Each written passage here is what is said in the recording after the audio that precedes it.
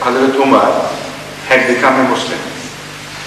So when he declared this, that Umar says he has become a Muslim, he was mocked and thoroughly beaten. They said he can say himself, call himself Swabi. That is okay, we permit that. Because we have named them Sabis. But to declare themselves to be Muslims, that is preposterous. We are not going to permit that. So another companion of Rasulullah was beaten so thoroughly just for the crime of declaring himself to be a Muslim that he records it himself, that I lost my sight and I did not know which way I was running. But he was so thoroughly beaten, so smashed in my face that I couldn't see the direction, but I ran in one direction. I don't know how I got saved ultimately. So this is the punishment which has been meted out to Ahmadis. Just for declaring themselves Muslims, they have been jailed in Pakistan, they have been thrown into filthy lavatories and locked in those lavatories by the police. This is your punishment. You still insist on calling yourself Muslims? So taste this punishment. Is there any other sect which has been treated like that? For calling themselves Muslims? Are they punished like this? If you know of any, I don't know. None other does, because this is the only sect. We are not permitted even to say prayers. I mean, this is the demand. We are declared as renegades. And the punishment for the renegades is, according to these mullahs, stoning to death. Or killing by anybody. Daily we receive reports from Pakistan that under that martial law regime, which is extremely sensitive to its own criticism, even the slightest finger raised against them is cut. Is so permissive in about Maulvis, declaring Ahmadis' lives and properties confiscated in the right of Islam. They do not mind. The mullah goes on preaching everybody that they are not forbidden for you. In fact, if you kill an Ahmadi, you will go straight to heaven. This has been going on and nobody checks, nobody minds. And this is exactly the state of affairs in which Ahmad and his followers found themselves. It was openly declared that whoever kills a Muslim, a follower of Hazrat Muhammad Mustafa would do a good deed, would be rewarded for that deed. It will be a commendable act. You can loot their property, you can occupy their homes, you can dishonor their ladies, whatever you please. This is all permissible. That is correct, isn't it? And this is happening to Ahmadis. So much so that ultimately some of the officers have got fed up of this nonsense. They themselves have started showing reaction to this, because cruelty, after all, has its effect on human nature. And sometimes those who observe cruelty, they reach a threshold, beyond that they cannot tolerate it. So I just received the report from a martial law administrator who, after tolerating it for some time in his region, because people, the mullah there in that region were very hostile and they treated Ahmadis so abusively that it went beyond the limit of his toleration at last. So he called the mullah and told them, look here, you are telling every Muslim in the region to kill Ahmadis so that they could go to the heaven, the killers. So he said, now I'm telling you, this is beyond my toleration now.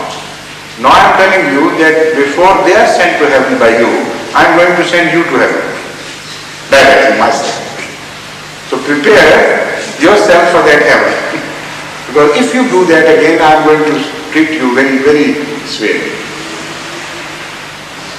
That is, they are breaking down themselves. Like many, an opponent of Huzur Akbar ultimately broke down to this truth.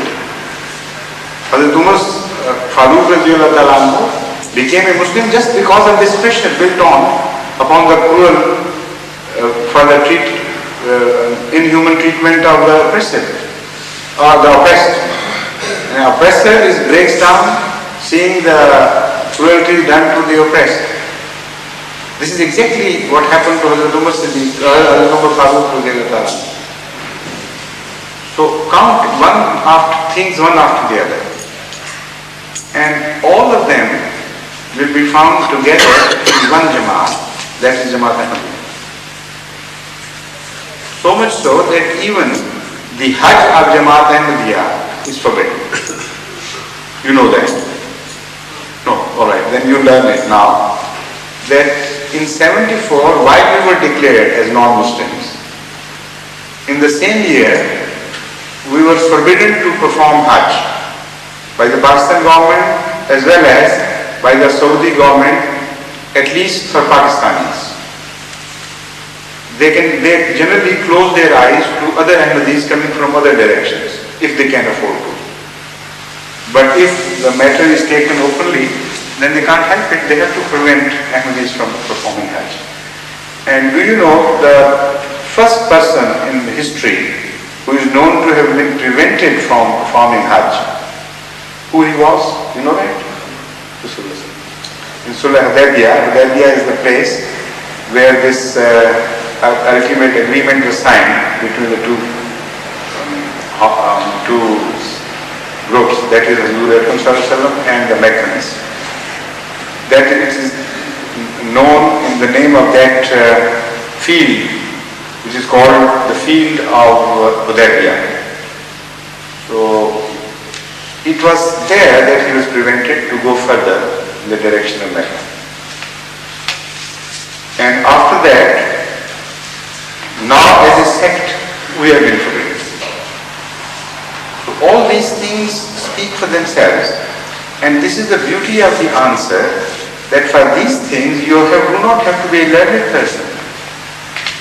Because if out of 73 only one was a sect, heavily sect, then it was binding for every Muslim to find out which one was that. And lack of knowledge should not have been permitted to stand in the way of finding the truth. Otherwise, an illiterate person could complain to God that, look here, you made me born in illiterate family, and it was impossible for me to find out the truth after studying the Holy Quran, the traditions, the various sects, their differences, their comparative arguments, and so on and so forth. Even if I had devoted the whole lifetime to this pursuit, I could not have achieved it. That's quite natural. So Rasulullah Akram Sallallahu Alaihi Wasallam saved us from all this botheration by giving an answer which can be equally understood by the literate as well as illiterate, by the black as well as the white. Because this is a history of Islam which is known to everyone. Every Muslim, right from the childhood, is taught that this is what was happening to Huzur Akram Sallallahu Alaihi Wasallam. So even in the remotest villages of Africa, in the darkest corners of Africa, they can see light through this pointer of Huzur Sallallahu Alaihi Wasallam. So I think this is the best proof that we have of our truth, of our being on the right. But if you want to further investigate, then the books are available on every subject. Anything you like, you can be held there in German, in Spanish. Although you don't have enough literature in Spanish, but you understand German all right, and French as well. And English, I think, to a great extent. So anything in particular, if it is irritating your mind, can be sorted out by study. But generally speaking, I think this is the best answer that I can give. Give some books to him, an inspiration, and such books. But hope you have followed me. Yes, sir. Yes, yes please.